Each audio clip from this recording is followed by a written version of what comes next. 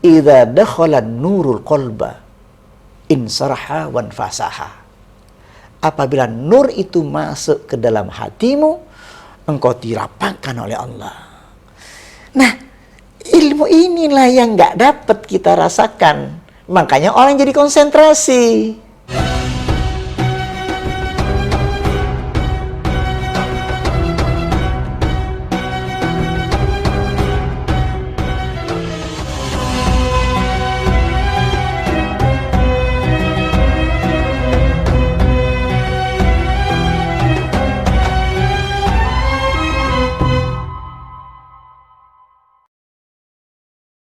Assalamualaikum warahmatullahi wabarakatuh. Waalaikumsalam warahmatullahi wabarakatuh. Alhamdulillah wassalatu wassalamu ala Rasulillah wa ala alihi wa sahbihi wa mawalah. Sahabat khusyuk yang dirahmati Allah, alhamdulillah di kesempatan ini kita kembali ngalap ilmu dan ngalap berkah bersama guru kita Ustaz Abu Sangkan. Dan tema kali ini tema yang saya dapatkan di lapangan gitu ya. Karena saya sering beberapa kali ikut kajian dengan beberapa jamaah, kemudian salah satu tema yang dibahas itu tentang sholat. Yeah. Dan itu kan tema-tema yang sangat tidak pernah usang, selalu diajarkan di majelis manapun ya, tentang sholat. Cuman ada satu, mungkin juga jamaah di sana juga ada yang mendapatkan hal yang sama, bahwa selalu menjadi pertanyaan bagaimana caranya khusyuk. Itu selalu pertanyaan yang di mana-mana ditanyakan saja jamaah. Bagaimana caranya khusyuk? Dan salah satu yang saya dapatkan, yang dijawab itu adalah harus konsentrasi penuh, gitu kan. Harus konsentrasi penuh, kemudian bacaan itu dipahami artinya, gitu kan. Dikonsentrasi terhadap bacaan dan fokus terhadap tempat sujud. Fokus, jadi ya, jangan sampai ya kalau memang melirik kanan kiri kan nggak boleh ya. Tapi apakah benar, Ustaz? Sholat itu harus khusyuk, itu dalam sholat itu adalah harus konsentrasi. Karena ini saya baca nih di bab pertama bukunya Ustaz nih. Ma'na al-khusyuk di bab 1 ini.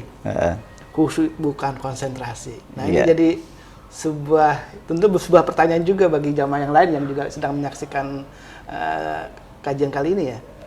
Kok khusyuk itu bukan konsentrasi? Betul. Bukankah kita supaya untuk dapat khusyuk itu harus konsentrasi gitu ya? Nah, ini logikanya gimana, Ustaz?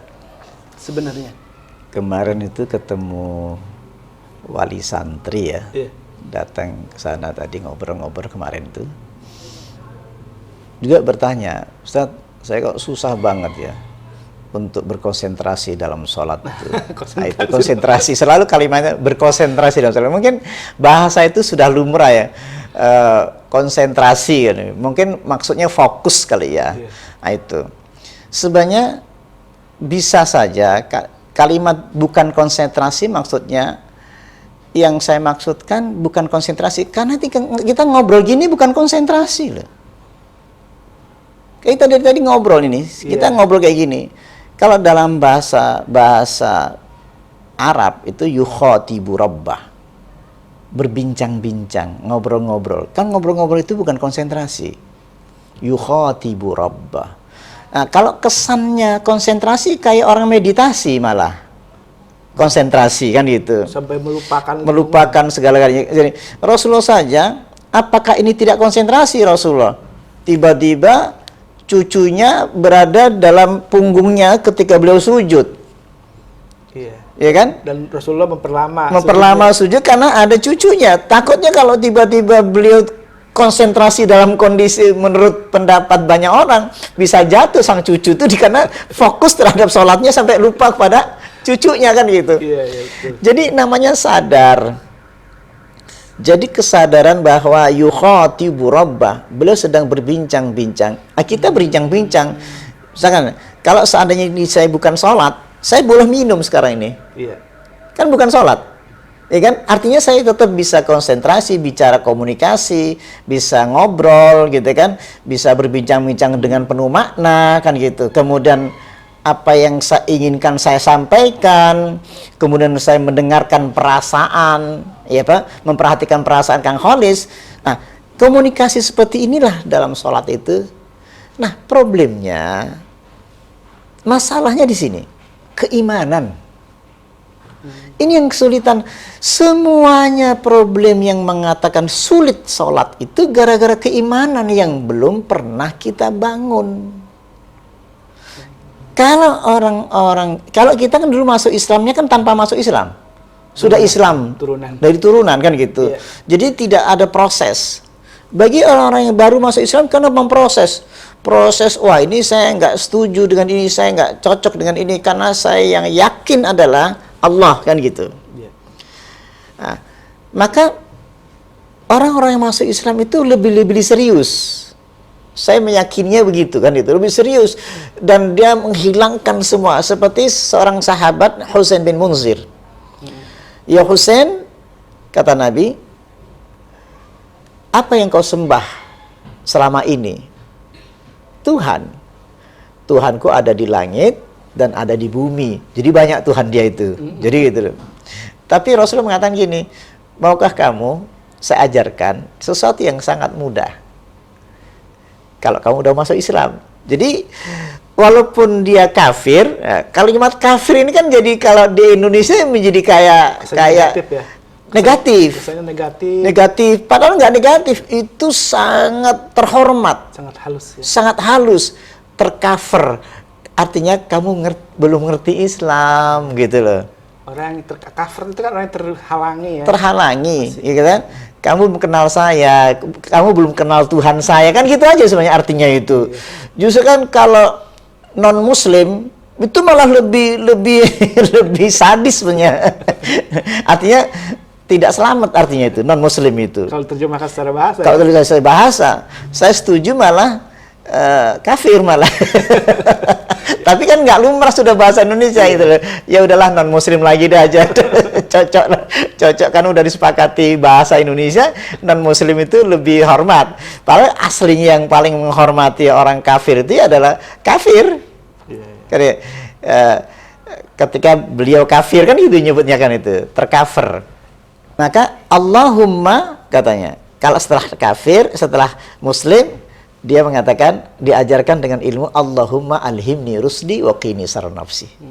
Dia dikenalkan kepada Allah, beri aku ilham. Allah yang menunjukkan.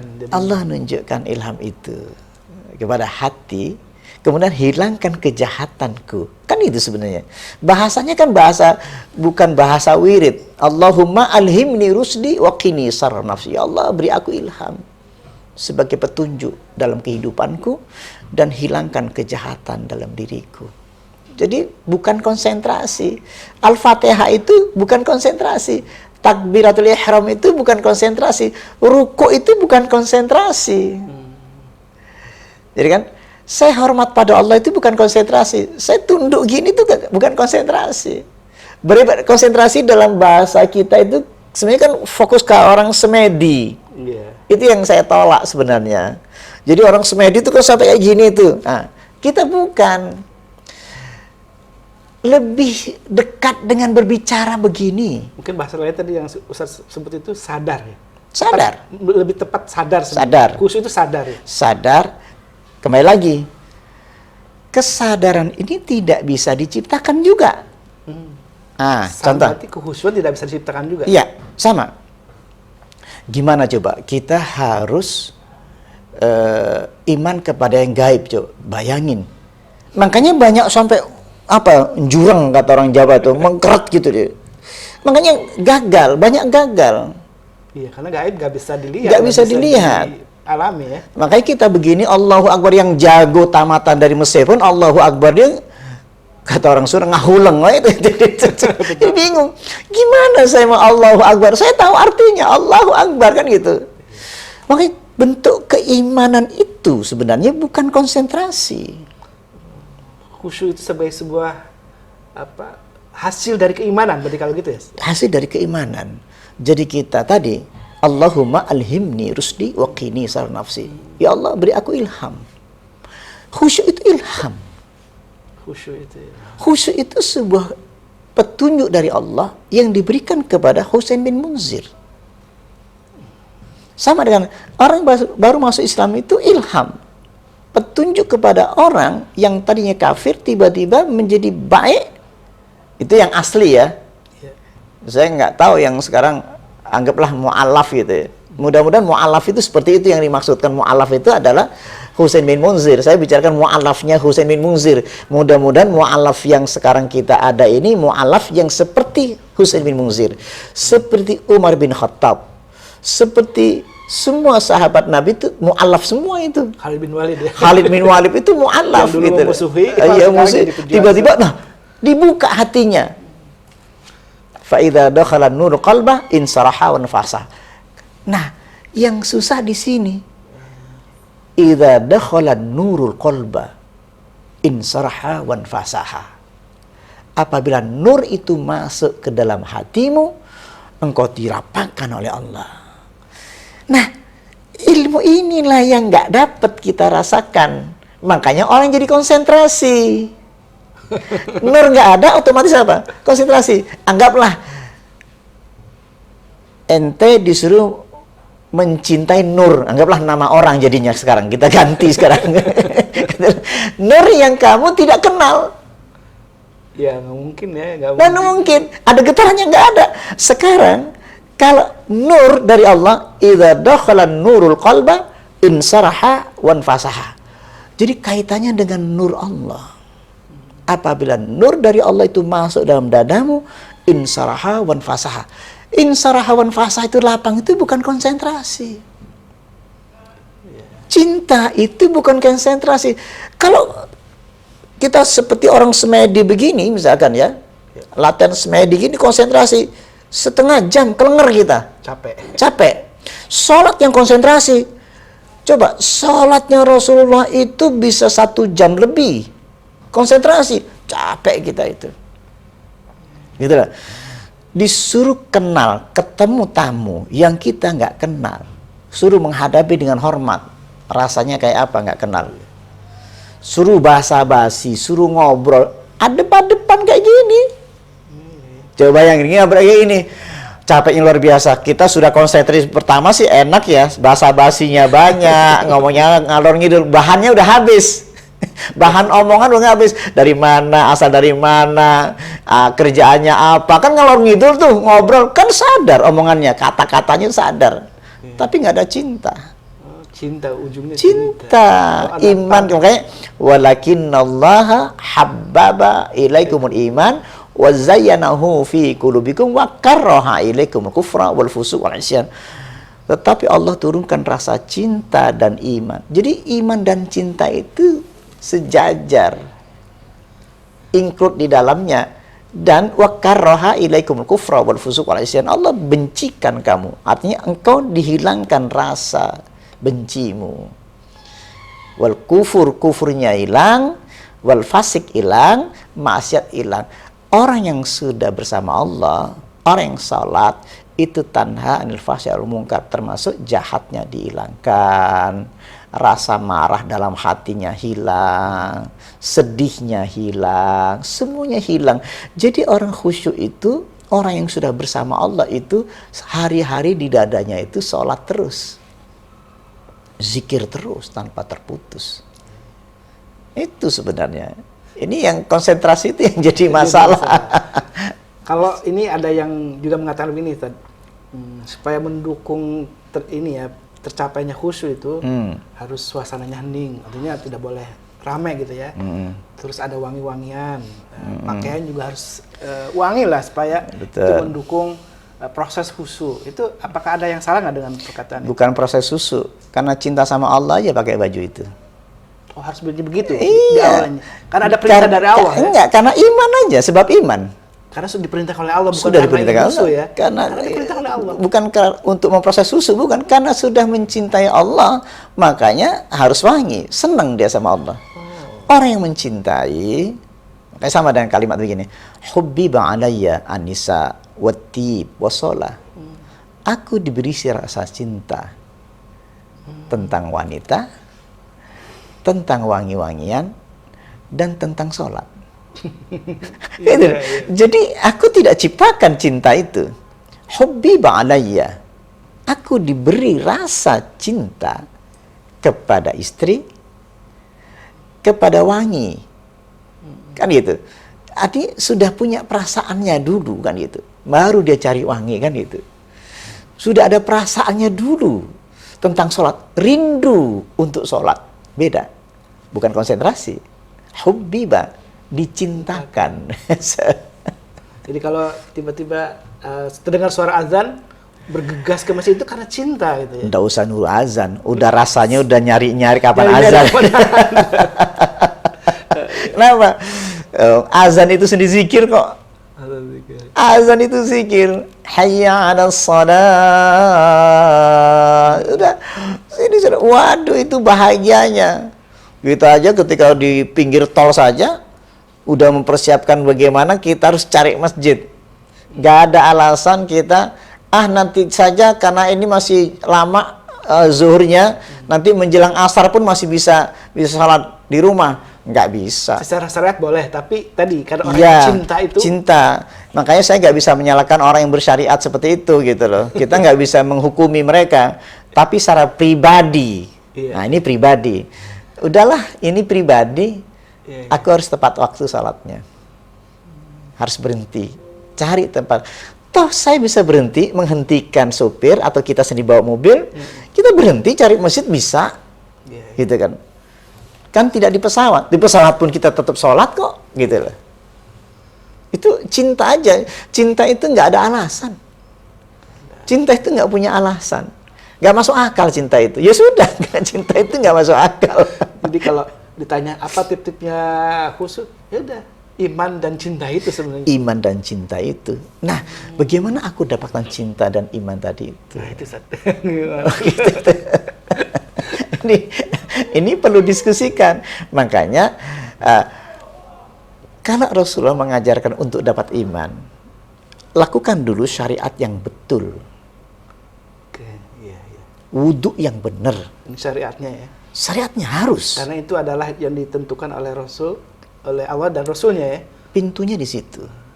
Makanya kesalahan kita selama ini, kita bersyariat tapi tidak serius. Sholatnya terburu-buru, wudhunya terburu-buru. Nah, tujuan wudhu itu apa? Itu dulu pertama. Misalkan saya gini, sadar nggak wudhu itu fungsinya untuk menghilangkan dosa saya? Itu pertama. Selama ini kalau wudhu itu kalau sama dengan air biasa ya sama aja. Nggak ada nilai rohani Ya, sadar nggak kita sholat tujuannya ketika ruku sujud untuk menghilangkan dosa saya? Kalau saya tetap jahat juga, berarti untuk apa saya sholat dalam tanda kutip? Padahal tujuan sholat menghilangkan dosa saya. Sadar nggak berwudu itu bisa dirasakan man tawaddo'a nahwa wudu'i hadza thumma shalla raka'atain la yuhadditsu fihi ma nafsahu ghafarallahu lahu ma taqaddama min dhanbi. Barang siapa yang berwudu seperti wudunya Nabi, di dalam wudunya dan sholatnya. Jadi la yuhadditsu fihima. Artinya wudu dan sholat itu tidak boleh melamun, tidak boleh berbincang-bincang yang tidak disyariatkan. Maka ghafarallahu lahu ma taqaddama min dzambi. Allah mengampuni yang kita pegang dulu. Allah mengampuni dosa-dosamu yang kemarin. Baik. Orang yang dimaafkan Allah itu pasti khusyuk. Kenapa? Karena man tawaddo'a nahwa wudhi hadza. Barang siapa berwudu seperti wudunya Nabi. Wudunya Nabi itu untuk apa kan gitu? Membersihkan tanganku. Bukan cuci tangan. Membersihkan tanganku yang kotor ini. Tangan udah bersih. Tangan kotor itu apa sih? Nempeleng. Mencuri. Tangan jahat. Makan makanan haram. Makan haram. Kemudian ku bersihkan wajahku. Wajahku sudah mandi. Untuk apa dibersihkan? Aku membersihkan wajahku dari kejahatan yang tampak di lahiriahnya dilihat oleh orang yang wajahku serem. Yang muncul dari hatiku. Kesedihan, kemarahan, kejengkelan, ketidaksukaan yang dalam yang menghasilkan ekspresi ke wajah. Harus diakui dengan wudhu itu. Loh kalau kita gini-gini aja ya nggak ngaruh apa-apa. Coba diterapi benar dengan wudhu yang sempurna seperti itu. Kemudian dibersihkan seluruhnya sampai otaknya gitu, dibersihkan sini, kepala ini, pendengarannya, sampai kakinya. Coba diam. Hasilnya apa? Kalau diampuni, itu roh itu udah jalan. Berangkat sholat. Belum sholat, rohnya sudah sholat.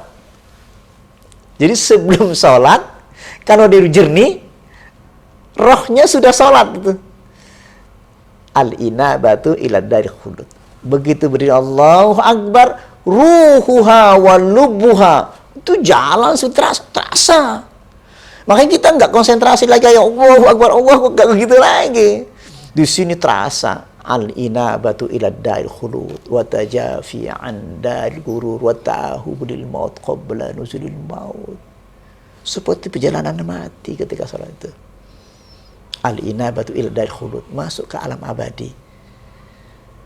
Wa tajafi an dari gurur. Meninggalkan alam yang penuh tipuan ini. Jadi ketika sholat meninggalkan alam yang penuh tipuan ini. Seperti apa ya Rasul? Wa ta'ahubu lil maut qabla nuzulil maut. Persiapan mati sebelum kau mati. Jadi setiap hari begini. Jernih dari wudhu saja. Ini dari wudhunya saja. Salat langsung takbiratul ihram. Pengaruhnya ada. Takbiratul ihram itu zikir. Ala bi dzikri tatma'il qulub. Langsung bergetar. Ya? Bergetar lagi. Kenapa? Dari wudhu sebenarnya kuncinya sebenarnya. Kan barang siapa berwudhu seperti wudhunya Nabi, dan di dalam wudhu itu dan sholat, wudhu dan sholatnya tidak berbincang-bincang dalam hatinya, melamun gitu kan. Iya. Ghafarallahu lahu ma taqaddama min dzambi. Allah mengampuni dosa-dosa hari ini dan yang kemarin.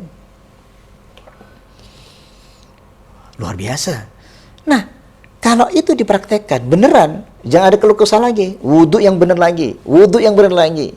Udah pasti khusyuk. Pasti khusyuk. Jadi kalau saya simpulkan, Ustaz, dosa itu sebenarnya yang jadi faktor penghambat khusyuk. Penghambat. Jadi kalau ente nggak bisa khusyuk, ya ente banyak dosa. Bisa begitu ya, Ustaz ya? Ya, kita punya salah, langsung zikir aja diem. Berani nggak minta maaf? Kita kan nggak berani minta maaf. Terutama suami istri. Malu minta maaf kan gitu. Kalau orang lain kita bisa minta maaf. Nunggu lebaran kan gitu. Jadi kalau kita merasa sholat ini tidak khusyuk, harus evaluasi diri. Ada dosa nih yang apa belum dosa itu ya? Ada dosa yang belum diampuni sama Allah. Iya betul. Itu pasti. Hukumnya pasti. Sama Allah di stop. Tek. Kamu nggak boleh sholat. Walaupun tetap sholat. Aku nggak suka. Ini harus dicampkan benar habis-habis. Betul. Karena ini kalau nggak kita nggak pernah evaluasi diri. Ya. Sholat hanya untuk menggugah makanya sholat itu kan tidak untuk kayak untuk training sholat, untuk dibangga-banggakan, nggak bisa. Sifatnya pribadi banget kok. Ada pelatihan sholat khusyuk pakai teori, aku nggak setuju. Ini pribadi banget, kaitannya dengan apa? Kaitannya sholat ini pribadi banget atas dosaku hari ini. Gak bisa saya melatih Kang Kholis. Bisa khusyuk ya? Bisa khusyuk, gak bisa. Secara pribadi gimana Kang Kholis sama Allah gitu loh. Cuman, kalau misalkan Kang Kholis, Ustadz aku hari ini sholat kok enak. Oh ya, aku juga nih. Kerasa enak ya. Baru bisa ngomong kayak itu pribadi. Nggak bisa di training, dilatih, nggak bisa. Dan kadang-kadang tidak konstan. Suatu saat kita bisa nyaman karena Allah sedang mengampuni dosa kita. Iya. Tapi di lain pihak Allah sedang marah nih. Itu betul. Bisa begitu. Bisa begitu. Ma'rifat itu kan gitu. Allah lagi marah sama saya. Makanya tidak bisa khusyuk. Bisa khusyuk. Nggak bisa dipaksa. Gitu nggak bisa dipaksa. Ketika ditutup, Allahu Akbar. Apalagi kita hafal Allahu Akbar itu. Nggak ada getaran sama sekali. Nggak ada getaran sama sekali. Blank. Aduh. Sejak itu biasanya Kang Kholis, satu hari ini kita mesti bertobat. Secara pribadi. Makanya ilmu ini kan pribadi banget. Iya. Bisa nggak saya melatih orang lain? Nggak bisa. Ngelatih anak? Nggak bisa. Apalagi ngelatih temen, orang Jawa nggak bisa. Ini ilmu pribadi. Wong sholat itu sangat pribadi. Sangat pribadi. Itu aja sebenarnya itu. Dan tidak ada gurunya. Siapa gurunya? Dan Allah yang menurunkan khusyuk ya. Iya, gurunya itu adalah kitab-kitab yang kita baca, gitu kan? Ya dari Rasulullah, dan guru-guru kita itu yang ngajar-ngajarkan salat kita itu. Iya. Belum tentu guru kita itu bisa khusyuk, tapi dari guru itulah kita dapat ilmu itu, gitu loh. Ilmu syariatnya gitu. Iya itu, termasuk ilmu khusyuknya sendiri dari guru kita itu. Gitu loh, itu seperti itu. Jadi artinya khusyuk sendiri bukan dari guru kita. Fahuwa ala nuri mir rabbi. Kembali kepada nur tadi, hidayah tadi itu. Secara keilmuan kita dapatkan dari buku, dari guru, dari kajian-kajian guru, seperti ini iya, ya. iya. Tapi kembali kata Ustadz, ya kita harus kembali kepada diri kita sendiri, mengevaluasi diri kita. Seberapa besar kita meminta kepada Allah untuk diampuni dosa-dosa kita. Ketika tidak bisa khusyuk, ada masalah berarti ini. Allah belum mengampuni, dan ketika marah Allah ditutup. Itu yang ngeri ya. Iya, betul. Ngeri, ditutup. Bisa kita Kita lihat. sudah secara syariat melakukan sholat tapi tidak sholat. Jadi Kalau kita kan selama ini Allah marah kita cuekin. Misalkan kita kan marah tuh sehari-hari itu. iya. Padahal itu Allah marah. Tapi kita merasa nikmat dengan kemarahan-kemarahan yang kita lakukan gitu loh. Padahal itu adalah ketertutupan, istitarun wa zulma. Allah menutup hati. Jadi orang pemarah itu Allah menutup hatinya. Orang yang hatinya jernih, hatinya tenang, tidak ada amarah yang keluar. Itu sebenarnya. Itu banyak dilupakan. Seolah-olah marah itu sebuah, kalau marahnya kenikmatan itu bahaya malah. Zuyyina linnasi hubbus syahawat. Allah menghiasi kemarahan itu. Indah, dijadikan nikmat, indah. Dan itu udah ma'asyaitan berarti kalau itu. Dari situ ma'asyaitan, bukan ma'allah. Itu dikasih nikmat. Allah dikasih nikmat, ma'asyaitan juga dikasih nikmat. Itu ngeri. Yang itu nikmatnya menipu, yang ini nikmat yang hakiki gitu. Iya, ya. betul. Terima kasih Ustaz. Ini luar biasa pengajaran hari ini, dan jadi saya simpulkan nih Ustaz. Iya. Tidak ada tip khusyuk. Khusyuk itu ada tipnya.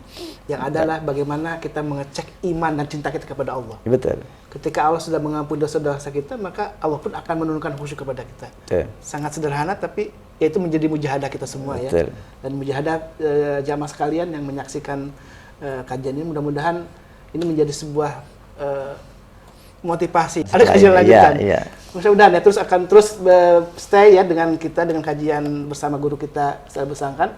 Mudah-mudahan ini menjadi sebuah motivasi dan inspirasi bagi kita untuk membenahi diri kita, iman dan cinta kita. Karena itulah awalnya ketika iman dan cinta kita sudah kuat, sudah kokoh, maka dengan sendirinya Allah akan menurunkan khusyuk ke dalam diri kita. Wabillahi taufiq wal hidayah. Wassalamualaikum warahmatullahi wabarakatuh.